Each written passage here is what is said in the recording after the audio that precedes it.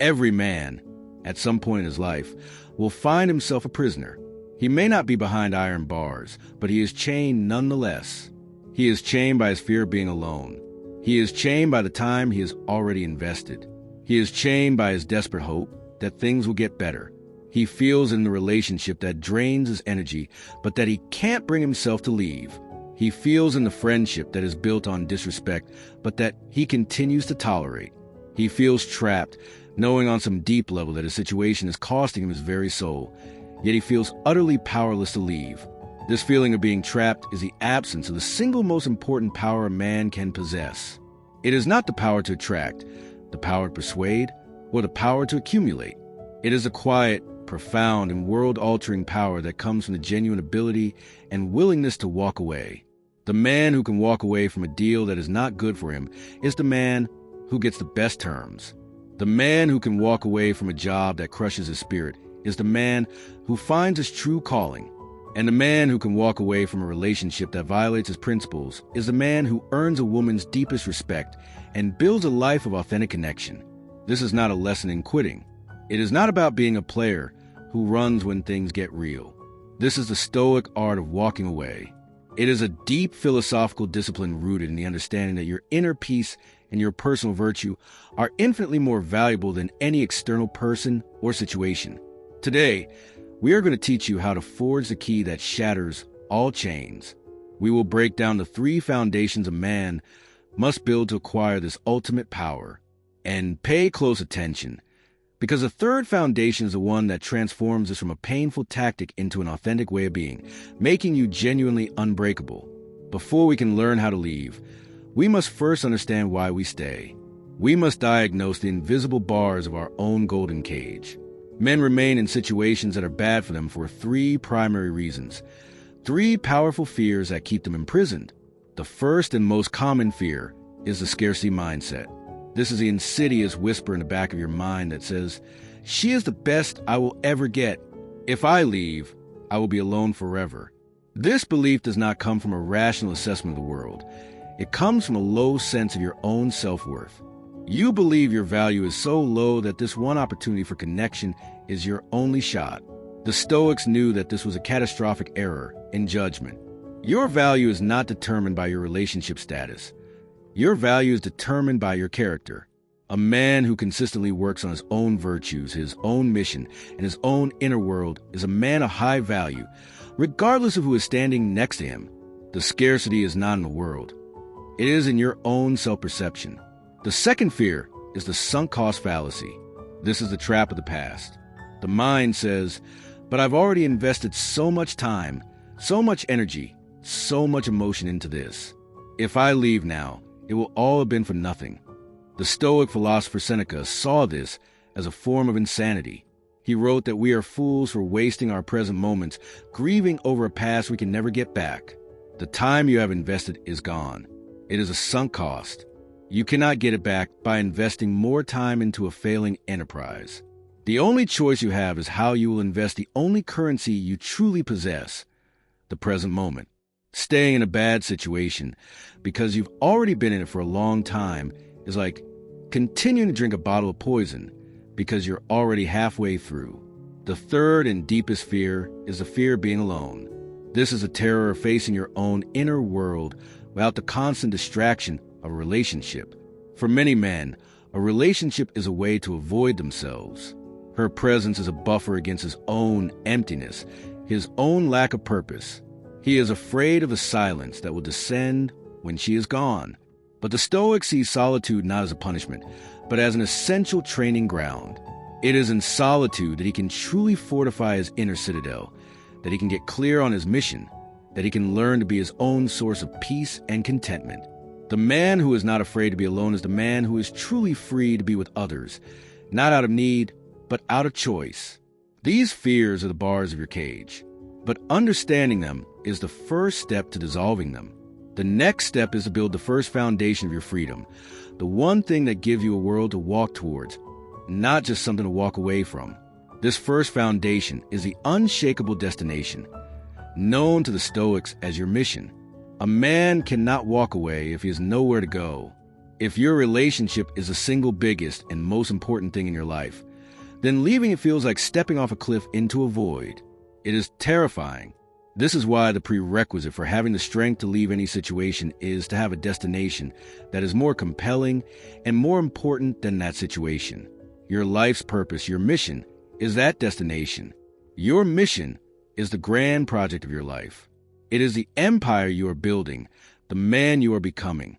It could be your business, your art, your commitment to a cause, your journey to physical and mental mastery. It is your North Star, the fixed point in the sky by which you navigate your entire life. When a man is possessed by a powerful sense of his own mission, every relationship, every job, every friendship is evaluated against a simple, ruthless criterion. Is this a tailwind or a headwind? Is this situation pushing me forward toward my destination, or is it holding me back? This gives you profound clarity. A relationship that is filled with drama, disrespect, or that constantly pulls you away from your purpose is a headwind. A man who is truly committed to his destination will not tolerate a headwind for long. He has somewhere to be. He will, with sadness but with resolve, cut the ropes and continue on his journey. His mission gives him the ultimate leverage. He can walk away from a bad deal because he has a better one to pursue. The sacred deal he made with himself to live a life of meaning and purpose. This concept of building a mission so powerful that it gives you the strength to leave any negative situation is the first key to unlocking your own cage. It is the starting point for all masculine freedom. If you are ready to start building that life, to become a man with an unshakable destination, then take your first action. Subscribe to this channel right now. Join a community of men who are choosing their purpose over their comfort. Don't wait. Make the commitment to your own journey now, and let's forge the second foundation. With your destination clear, you now need a compass. It's not enough to know where you're going. You need a reliable instrument to tell you when you have strayed from a path. This brings us to the second foundation, the internal compass, which is your set of non-negotiable principles. Many men find themselves in compromised situations because they never clearly defined what they stood for in the first place. Their boundaries are vague. Their principles are fluid. They make decisions based on emotion, convenience, or the fear of conflict. The Stoic man does not leave his integrity to chance. During his times of calm and clarity, his solitude, as we discussed, he does the crucial work of defining his own personal constitution. He draws his red lines. He asks himself, what behaviors from myself or from others are a fundamental violation of the man I want to be? These non-negotiables are your internal compass. They might include principles like, I will not tolerate dishonesty. I will not be in a relationship where I am consistently disrespected. I will not sacrifice my core mission for anyone. I will not be subjected to emotional manipulation. This is not a long and complicated list. It is a handful of clear, simple, and absolute laws. The power of this practice is that it removes emotional debate from the moment of crisis. The Stoic makes his hardest decisions in advance, when his mind is rational and clear. When a red line is then crossed in the heat of a relationship, he does not need to deliberate. He does not need to weigh the pros and cons while his judgment is clouded by emotion. The decision has already been made. His compass is pointing clearly at the exit. His only job in that moment is to execute that decision with courage and dignity.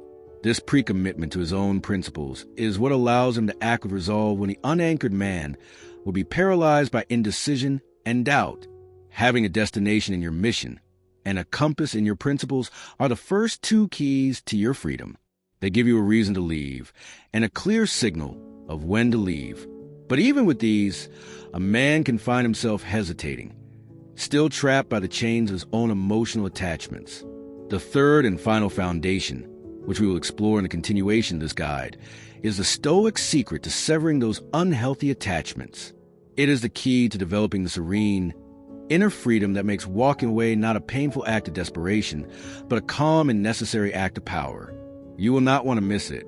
We have established the first two foundations of power, the keys that allow a man to even consider the act of walking away. You have forged your unshakable destination in your mission, giving you a compelling world to walk towards. You have calibrated your internal compass with your non-negotiable principles, giving you the clarity to know when the path has diverged. With these two tools, you have a reason to leave and a signal of when to leave. But as we stood at the precipice at the end of our last discussion, we acknowledged a final, powerful truth. A man can have a map and a destination, but still find himself frozen in place, paralyzed by the thick, heavy chains of his own emotional attachments. He knows he should leave, but the thought of the loss, the pain of severing the connection, feels unbearable. This is a final wall he must break through. This brings us to the third and final foundation, the Stoic secret to dissolving these chains. This is the key to developing the serene, inner freedom that makes walking away not a painful act of desperation, but a calm and necessary act of power. The third foundation is the alchemical solvent of detachment. You must first understand that the chain holding you is not the other person. It is not love. The chain is your attachment. Attachment is the ego's desperate, fear-based grasp on an external person or situation for its own sense of identity and security. It is the panicked voice that whispers, "I need this to be happy. I need this person to feel whole. I cannot survive without this." This neediness is the iron of your own prison. To be free, you must learn to dissolve this iron. The Stoics provided a powerful, two-part alchemical formula for the solvent.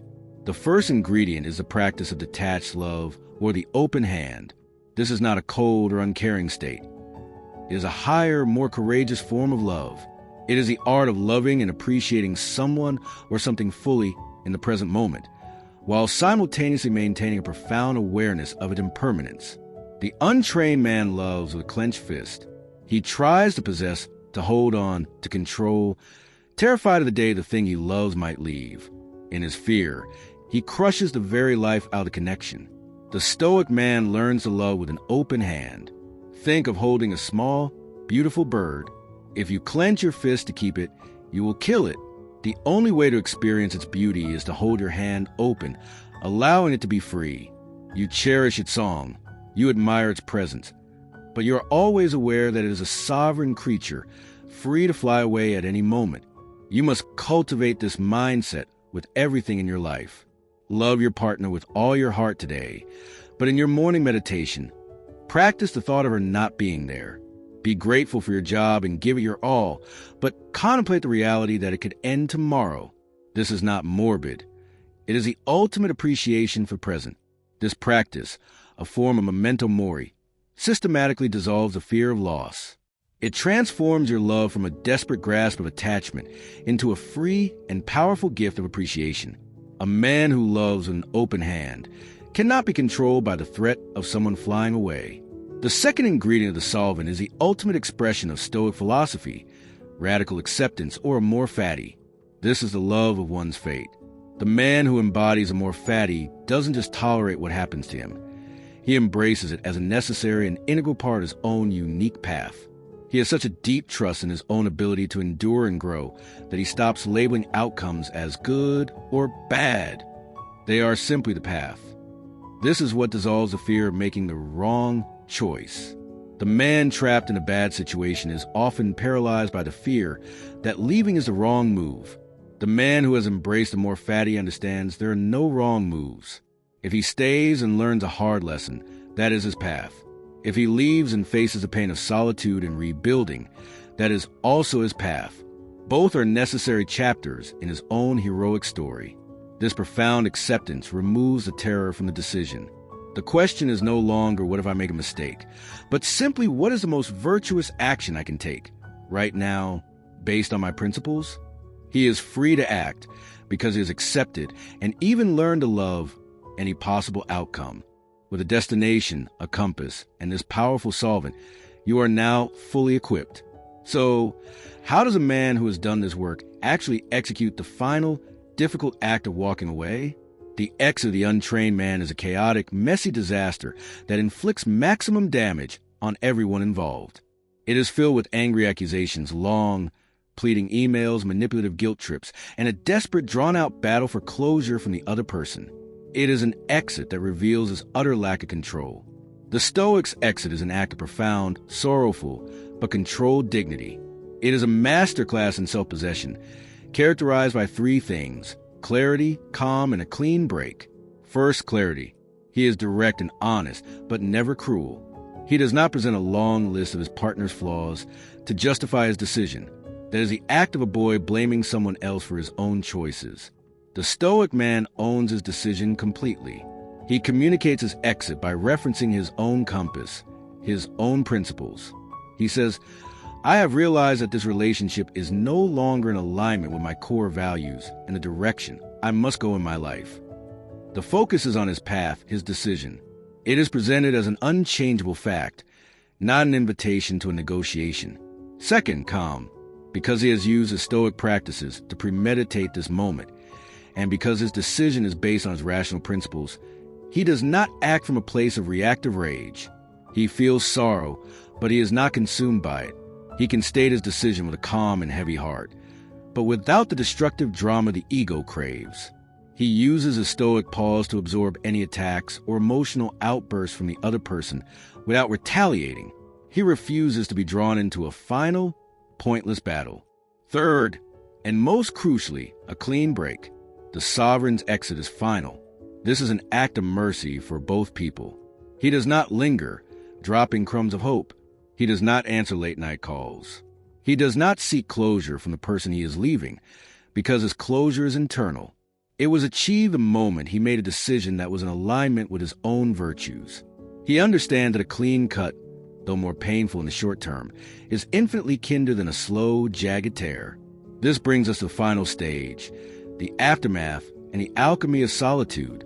What a man does in the weeks and months after he walks away is what determines whether the experience will be a scar that cripples him or the crucible that forges him into a stronger version of himself.